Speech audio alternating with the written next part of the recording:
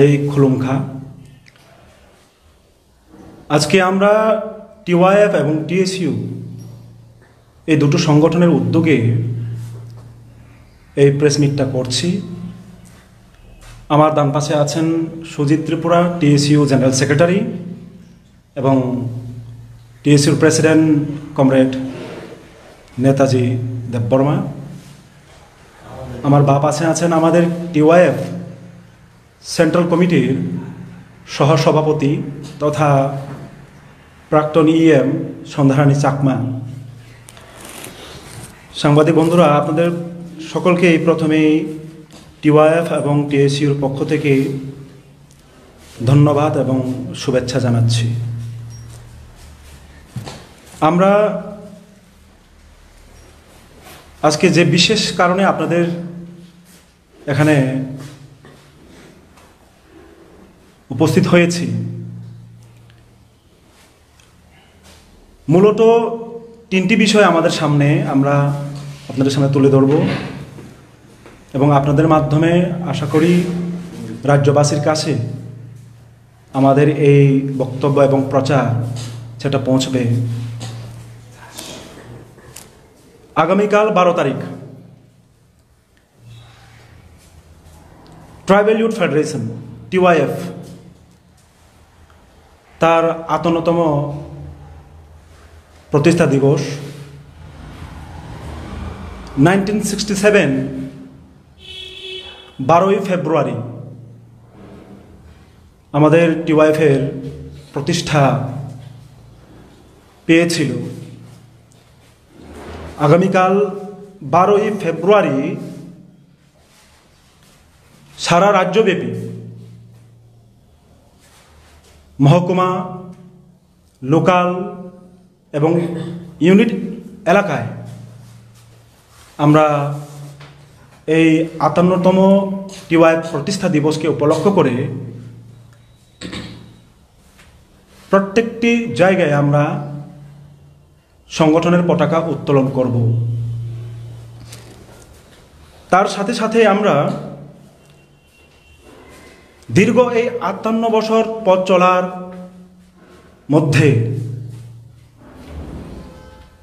অনেক চড়াই উতরাই পেরিয়ে লাগাতার ত্রিপুরার সাধারণ মানুষের জন্য টিওয়াইএফ কাজ করে এসছে।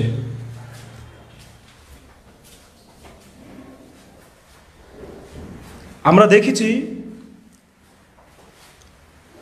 1979 জানুয়ারি ককবরক ভাষাকে সরকারি ভাষা হিসেবে স্বীকৃতি দানের জন্য টিওয়াইএফ, জিএমপি, টিএসইউর আন্দোলন, এবং সেই আন্দোলন করতে গিয়ে রাজ্যের তরতাজা যুবক ধনঞ্জয় ত্রিপুরাকে শহীদের মৃত্যুবরণ করতে হয়। প্রথম বামফ্রন্ট সরকার 1979 জানুয়ারি ককবরক ভাষাকে রাজ্যের একটি ভাষা হিসেবে স্বীকৃতি দান করেন, অন্যতম ভাষা হিসেবে। দীর্ঘ প্রায় 45 বছরের পথ চলাতে তৎকালীন বামফ্রন্ট সরকারের আমলে আমরা দেখেছি 1994 ককবরক ভাষার উন্নয়ন কল্পে পরিকল্পিতভাবে ককবরক সার্টিফিকেট কোর্স চালু করেছে।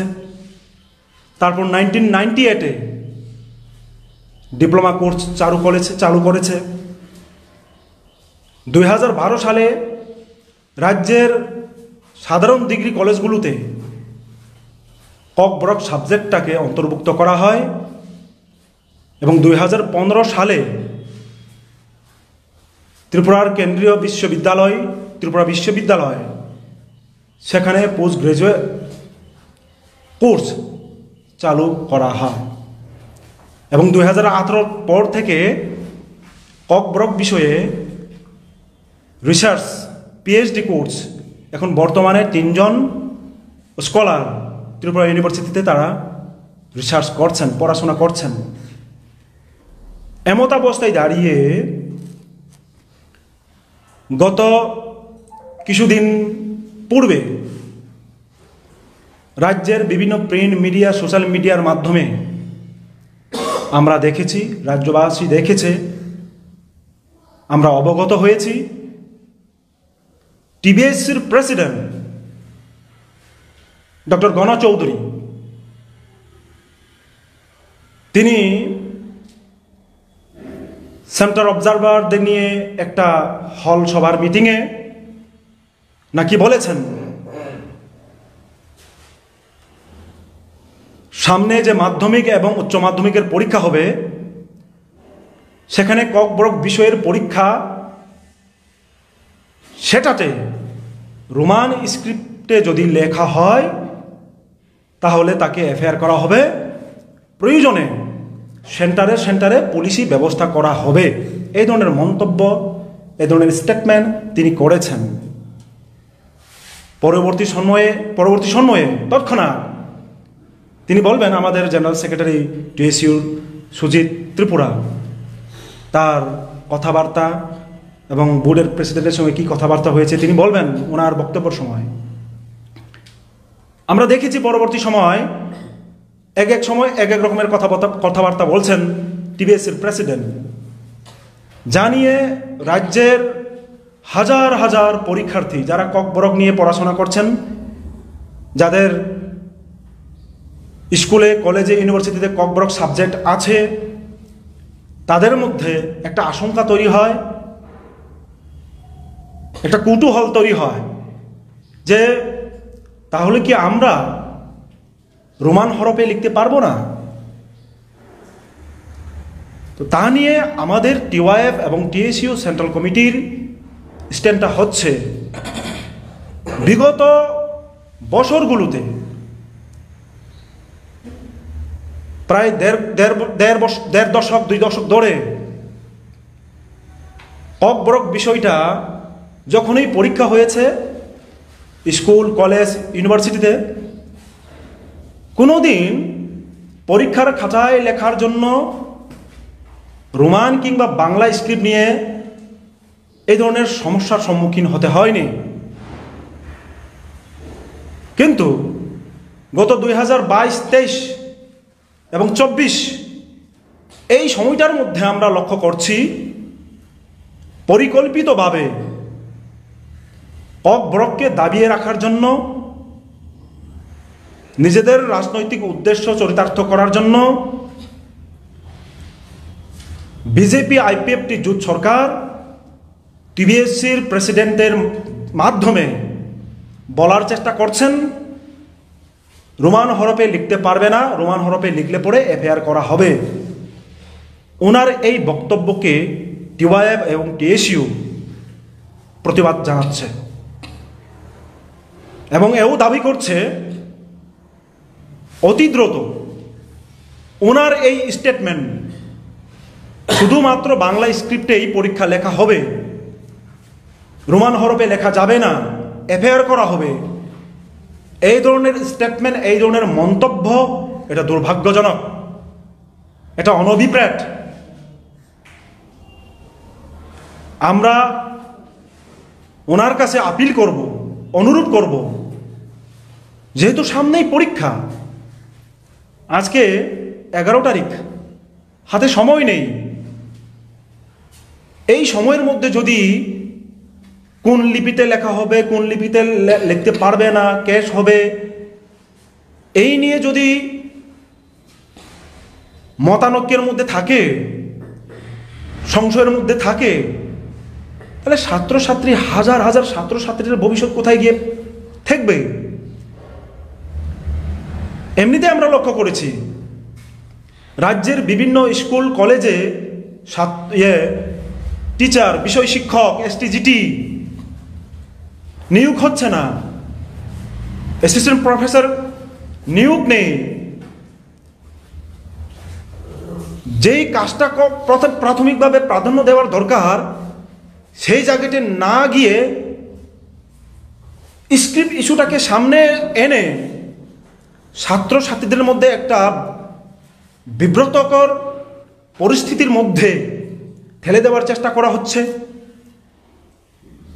আমরা এই জায়গায় দাঁড়িয়ে ছাত্রছাত্রীদের ভবিষ্যতের কথা মাথায় রেখে টিবিএসসি যাতে অতি দ্রুত বাংলা এবং রোমান এই দুটো স্ক্রিপ্টে লেখার জন্য স্পষ্টীকরণ দেয়, তার জন্য আমরা টিবিএসসির কাছে আপনাদের মাধ্যমে, আপনাদের মিডিয়ার মাধ্যমে আমরা অনুরোধ করব। এখানে কিছু প্রশ্ন আপনাদের সামনে আমি এবং কিছু কথা রাখতে চাইব। আমাদের যা মনে হয়েছে, বিজেপি আইপিএফটি জোট সরকার পরিকল্পিতভাবে রাজনৈতিক উদ্দেশ্য চরিতার্থ করার জন্য তারা এই ইস্যুগুলোকে নিয়ে এখন তালমাতাল করে রাখতে চাইছে, যাতে মানুষ মূল যে মুদ্রা প্রত্যেকটা দিন আমরা খবরের পত্রিকায় দেখতে পাই, নেশা শক্ত হয়ে মারা যাচ্ছে যুবক, তরতাজা যুবক।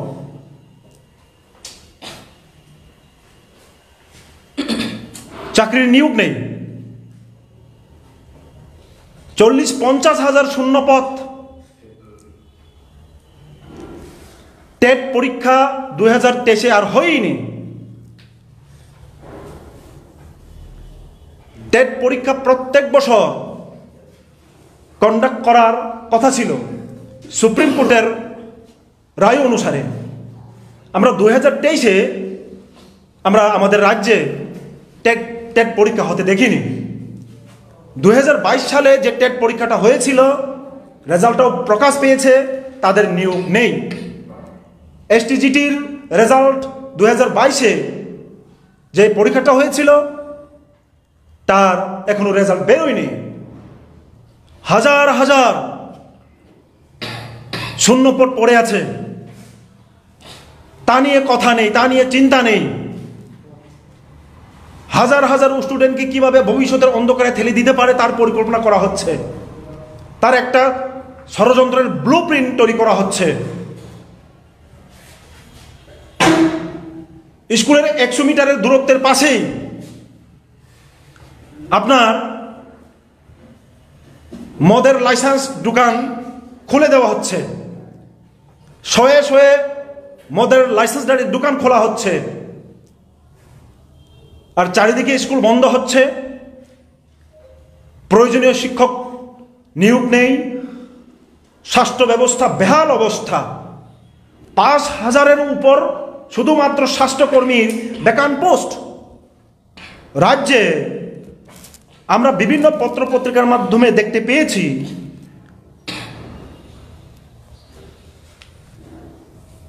প্রায় নার্স শূন্যপদ পড়ে আছে 555 জন।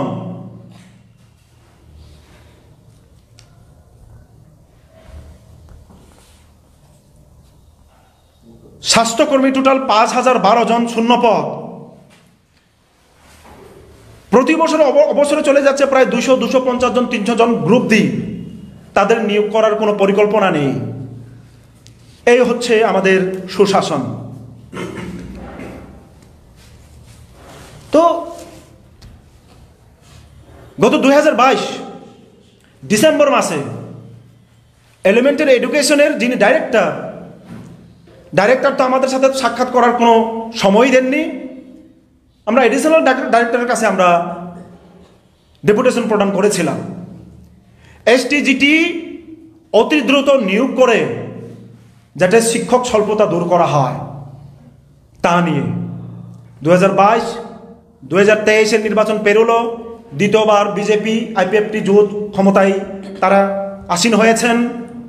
এখন প্রায় 1 বছর পেরিয়ে গেছে, এসটিজিটি নিয়োগ নেই। কিন্তু স্ক্রিপ্ট ইস্যু, কখনো হিন্দু খ্রিস্টানদের সার্টিফিকেট বাতিল করতে হবে, এই ধরনের বিভিন্ন ইস্যু তৈরি করে করে মানুষের মধ্যে বিভ্রান্ত সরাবার একটা চেষ্টা করছে।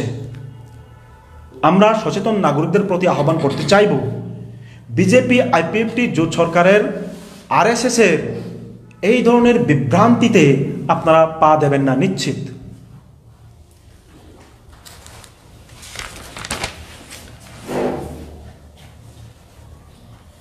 আমি এই ঘটনা প্রসঙ্গে দু একটা বিষয় আপনাদের সামনে উপস্থাপন করতে চাইব। গত 23, 24, 25 তারিখ জানুয়ারি আমি নিজে এবং ত্রিপুরা রাজ্য উপজাতি গণমুক্তি পরিষদের কেন্দ্রীয় কমিটির সাধারণ সম্পাদক শ্রদ্ধেয় রাধাচরণ দেববর্মা, ওনার নেতৃত্বে আমরা টিওয়াইএফ এবং জিএমপি টিএসির নেতৃত্বরা কাঞ্চনপুরের বিভিন্ন গ্রামে আমরা গিয়েছিলাম। অবাক হয়েছি।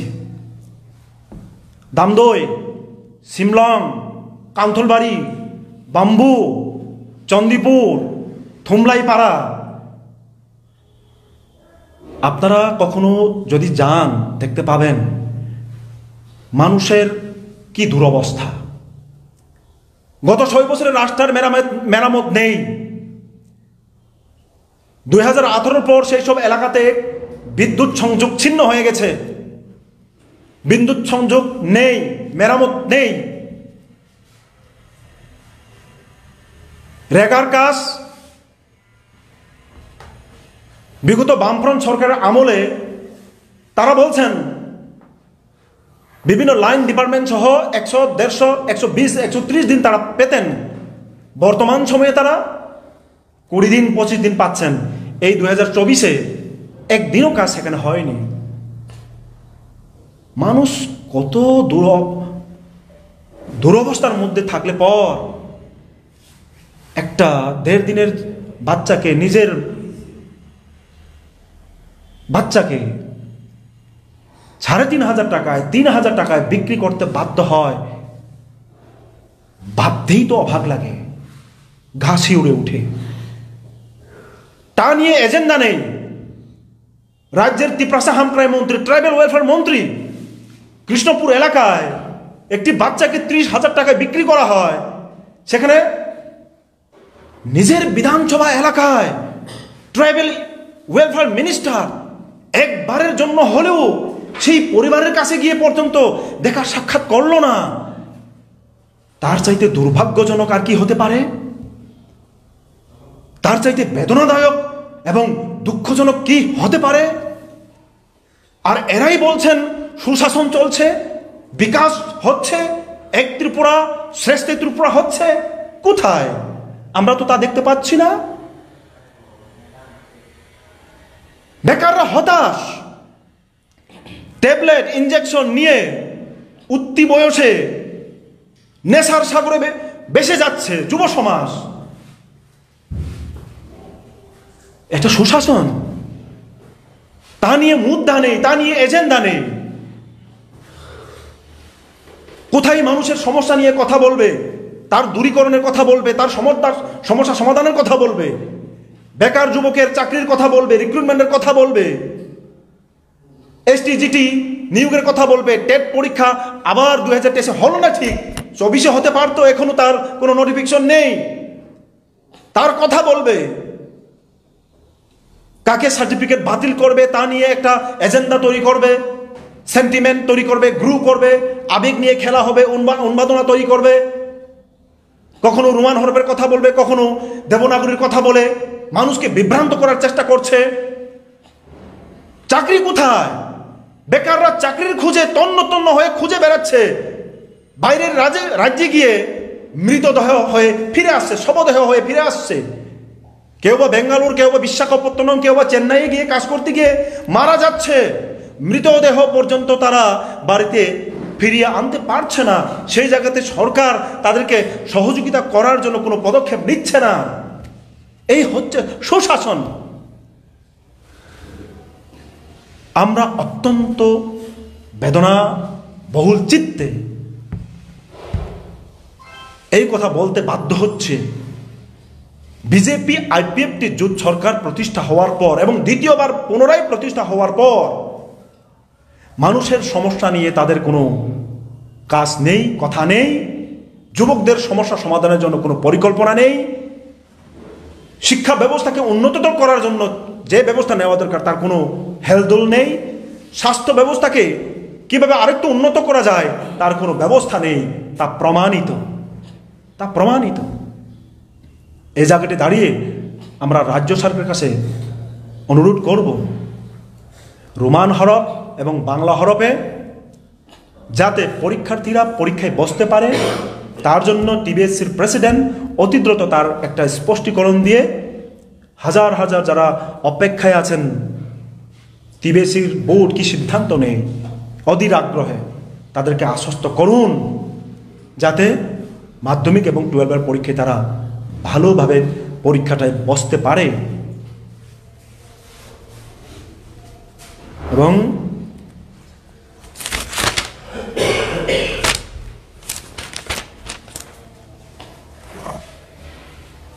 মোটামুটি এই হচ্ছে আমাদের এজেন্ডা। আর এর পরবর্তী সময়ে আমাদের টিএসসিরও জেনারেল সেক্রেটারি কিছু বলবেন, আপনাদের সামনে কিছু তুলে ধরবেন।